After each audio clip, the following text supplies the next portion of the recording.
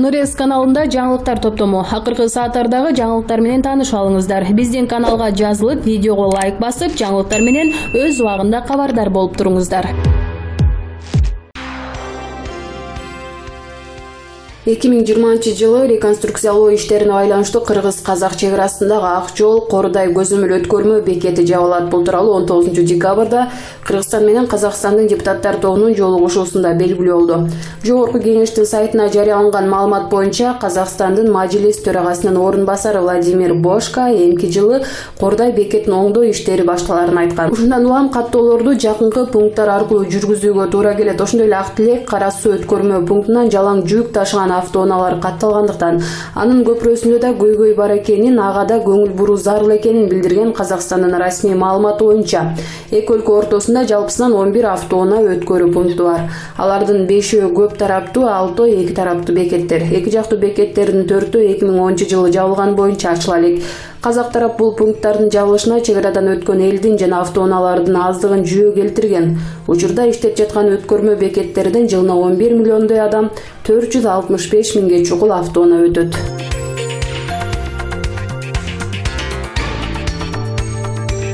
Ошто аялдарга кирүүгө тыюу салынган чайкана ачылды. Бул сүрөт соц тармактарда тарап, күндүн сүрөтү деп табылды. Аталган мекемеде чегүүгө, спирттик ичимдиктерди ичүүгө жана аялдарга кирүүгө болбойт.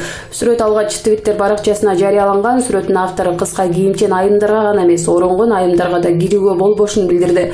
Бирок автор сүрөттү бир аздан соң өчүрүп салган. Анткени менен башкалар сүрөттү көчүрүп алышып, ал сүрөт интернет айдыңына тарап кеткен.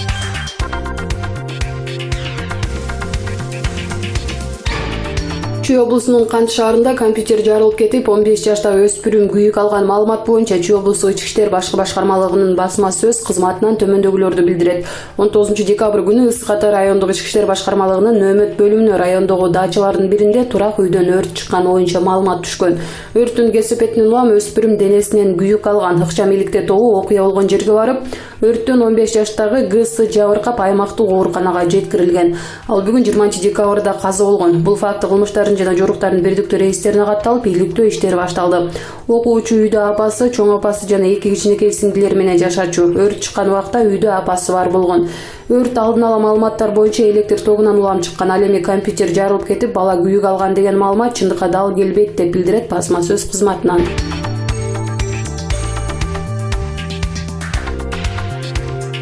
Тазалык ишканасынын кызматкерлери кычыраган костюм кийип сүрөткө түшүштү. Бул тууралуу аталган ишкананын басма сөз катчысы Жибек Каракеева өзүнүн Facebook баракчасында билдирүү жасады.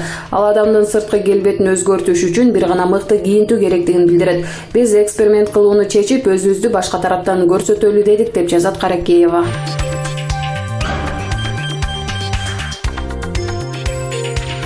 20 декабрда Бишкекте Республика партиясынын кезексиз съезди өттү. Анда Өмүрбек Бабанов саясаттан кетип жатканын жана партия лидерлигин бошоторун билдирди. Республика партиясынын жаңы лидери болуп депутат Мирлан Жээнчороев шайланды. Супер KG порталы Бабанов саясаттан биротоло кеткенин билдирип, партия лидерлигин өткөрүп берди. Соңку президенттик шайлоодо 5,5 миллиондон ашык добуш алган саясатчынын мындай кадам эмнеден кабар берет деген соол салды.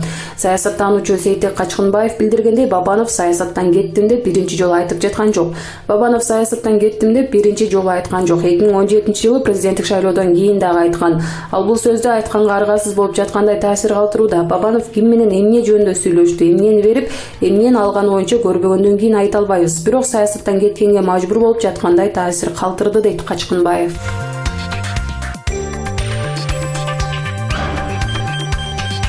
20 декабрда мурдагы өлкө башчы Алмазбек Атамбаевдин жан сакчысы УКМКнын 9 кызматынын мурдагы кызматкери Канат Сагынбаев ачык билдирүүсүн таратты. Бул тууралуу анын жактоочусу Бакытбек Автандилуулу айтып, кайрылуунун текстин социалдык тармактагы баракчасына жарыялаган.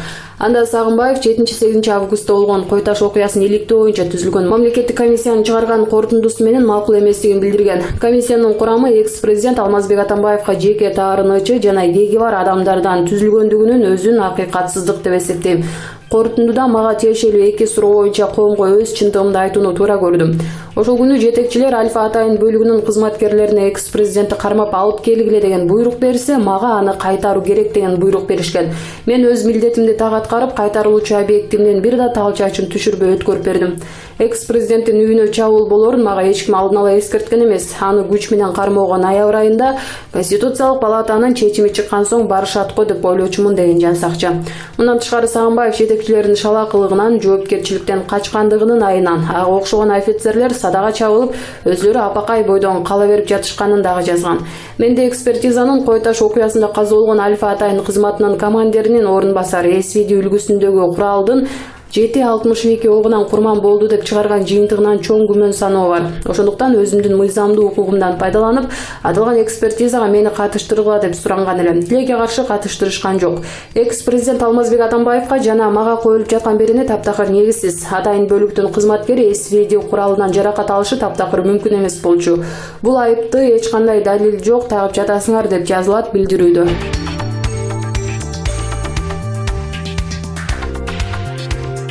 20 декабрда мурдагы депутат Ширин Айтматованын күйөөсү Сыргак Кенжебаевду УКМК кармаганы боюнча Кытай жараны жана анын кызыкчылыгын коргогон жактоочу Жанар Аскар кызы маалымат жыйын берип жатышкан.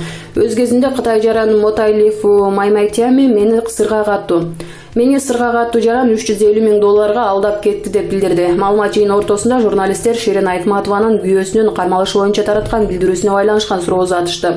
Жактоочу Ширин Айтматованын бул жерде кандай тиешеси бар деди. Журналисттер шектелип жаткан жаран Ширин Айтматованын күйөөсү экенин айтканда, Жанар Аскар кызы маалымат жыйындын токтоторун жарыялады. Мен маалымат жыйынды токтотом, анткени Ширин Айтматова менен жеке тааныштыгым бар. Шектүү анын күйөөсү экенин билген эмесмин деди ал.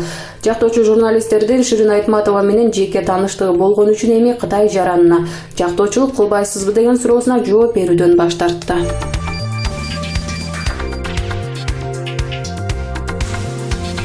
Жогорку кеңештин жыйынында депутат Зиядин Жамалдинов ветеринардык жана фитосанитардык коопсуздук боюнча мамлекеттик инспекциясы жакшы иштебей жатканын катуу сынга алып, ал ветеринардык инспекция жеке компаниялардын бирине 16 ноябрда 5500 эшектин терисин тоорук аркылуу чыгарып кетүүсүнө уруксаат бергенин айтып чыкты. Депутатка алып чыгарылган эшектин териси боюнча кагаз түрүндө кат келген.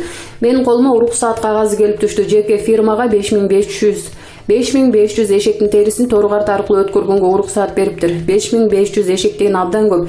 Эгер булар бул жакта союлган болсо эти кайда кетти? Ким көзөмөлдөп жатат? Кайсы жерде союлду? Эл тышсызданууда жаңы жылга жакын базардан кандай эт алышты да билбей калды. Кыргызстанда ишкерлер ветеринардык санитардык талаптарга ылайыктап логистикалык борбор курган. Ал жерден эшектерди тирүү сатышат. Буга чейин Оштогу эшек ферма боюнча да маселе көтөрүлүп, бирок жабылбай келет. Бул маселелерге көңүл бурулбагандыгынын себеби катары ветеринардык жана фитосанитардык коопсуздук боюнча мамлекеттик инспекциясынын директору Калысбек Жумакановдун көмүскө иштерге аралашканы айтылууда. Аталган инспекциянын жетекчисинин орун басары Кумар Исаков эшек союлган тууралуу факты келбегенин айтып, мал союлган жерлерди ветеринар кызматкерлер көзөмөлгө ала турганын айтты. Толук кандуу көзөмөлгө алынып, базарлар текшерилип жатат. Базар дүкөндөргө атайын мониторинг жүргүзүп жатабыз. Жакында Бишкектин базарларын мониторинг жүргүзөбүз. Малдын союлган жеринде да текшерилет. Атайын ветеринар кызматкерлер көзөмөлдөйт. Көзөмөлсүз эч бир жерде мал союлбайт. Ошондуктан эшек союлду деген маалымат келген жок.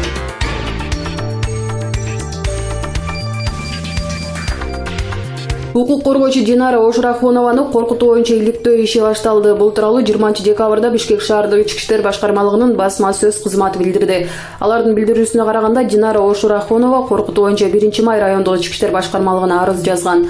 Ал факты кылмыштардын жана жоруктардын бирдиктүү рейстерине катталып, сотко чейинки иликтөө иши башталган. Эске сала кетсек, 18 декабрда Динара Ошурахунова белгисиз адам ага телефон чалып коркутканын билдирген. Ушул эле күнү адвокат Нурбек Токтакунов да аны коркутуу эскертүү болгонун айткан.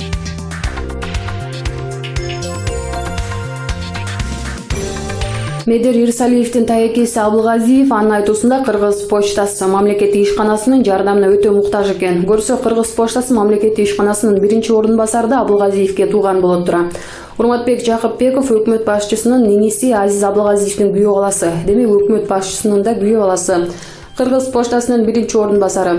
Качи Мобайлды түптөгөнгө чоң салым кошкон. Жогорку кеңеште Кыргыз Республикасынын социалдык фондунун 2020 жылга бюджети жана 2021-2022 жылдарга божомол жөнүндө мыйзам долбоору каралып, 3-окууда добуш берүүгө жөнөтүлдү. Маалыматка караганда Соцфонддун 2020 жылда бюджетинин долбоору кирешилер боюнча 57 миллиард 796 миллион сом жана 2021-2022 жылдарга 60 миллиард 271 миллион сом жана 65 миллиард 98 миллион сом көлөмүндө түзүлдү. 2020 жылы камсыздандыруу төгүмдөрүнүн түшүшү эмгек акы төлөө фондуна 27,25% камсыздандыруу төгүмдөрүнүн чегинен улам аныкталды. Ошондой эле 2020 жылга камсыздандыруу төгүмдөрүнүн 35 миллиард 727 миллион сом өлчөмүндө түшүшү пландалганы, республикалык бюджеттен бөлүнгөн каражаттардын түшүшү 21 миллиард 911 миллион сом өлчөмүндө каралганы. Дагы башка булактардын эсебинен түшкөн башка кирешилер 156 миллион сом өлчөмүндө болжолдонгону белгилүү болду. 2020 жылга Соцфонддун чыгымдары 57 миллиард 8 миллион сом, 2021-2022 жылдарга 60 миллиард 676 миллион сом жана 64 миллиард 324 миллион сом суммасында пландалууда. 2020 жылы пенсияларды жогорулатууга 829 миллион сом көлөмүндө каражат каралды. Милдеттүү медициналык камсыздандыруу фондуна 2 миллиард 569 миллион сом багыттоо пландалууда. Ал эми 2020 жылы Соцфонддун бюджетинин профицити 787 миллион сом өлчөмүндө белгиленди. Депутат Иса Өмүркулов өлкөнүн социалдык камсыздандыруу тармагында кескен реформаларды жасап, пенсиянын эң төмөнкү өлчөмүн жашоо керектөөсүнүн көрсөткүчүнө теңдөө зарылдыгын белгиледи. Пенсиянын эң төмөнкү өлчөмү жашоо керектөөсүнүн көрсөткүчүнөн кем болбошу керек. Ал үчүн реформа жасоо керек деди ал. Депутат Бактыбек Турусбеков келерки жылы пенсиянын өлчөмүн көбөйтүүгө канча каражат караларына жана ал канча пайызга көбөйө турганына кызыкты. Алыскы аймактарда банкоматтар жок. Ошондон улам элеттик пенсионерлер пенсиясын Кыргыз почтасы аркылуу алууну каалашат. Бул багытта кандай аракеттер жасалууда деген соол салды ал. Мындан тышкары 2020 жылы пенсиялардын өлчөмү 1-октябрдан тарта индексациялоо аркылуу көбөйтүү пландаштырылып жатканы белгилүү болду. Мыйзам долбоорунда пенсияларды көбөйтүүгө 829 миллион сом каралды. Каражаттын 51 миллион сом республикалык бюджеттен, калган бөлүгү камсыздандыруу төгүмдөрүнүн эсебинен берилет. Бул жалпы пенсиянын базалык бөлүгүнүн 7-10% түзөт деди. Соцфонд башчысы Медер Ирсалиев азыркы учурда пенсия негизинен накталай акчасыз банктар аркылуу которуп, алыскы аймактарда Кыргыз почтасы аркылуу берилерин билдирди. Биздин башкы милдет кардарлар үчүн ыңгайлуу шарт түзүү болуп саналат. Банктар пенсионерлердин 54%-ын тейлейт, бирок алар алыскы аймактарды тейлей албайт. Ошондон улам азырынча Кыргыз почтасы мамлекеттик ишканасынын жардамына муктажбыз деп кошумчалады ал. Белгилей кетсек, ушул тапта Кыргызстанда 675 миңден ашуун пенсионер бар. Пенсия өлчөмүнүн ыраттуу өсүшү үчүн бир пенсионерге 3 иштеген адам туура келиши керек. Бирок азыркы учурда бир пенсионерге бир иштеген адамда туура келбейт. Ошондон улам көмүскө экономиканы көрүнө алып чыгуу, кош бухгалтерия менен эмгек акыны жашырып берүү жоосундарын жоюу милдети турат.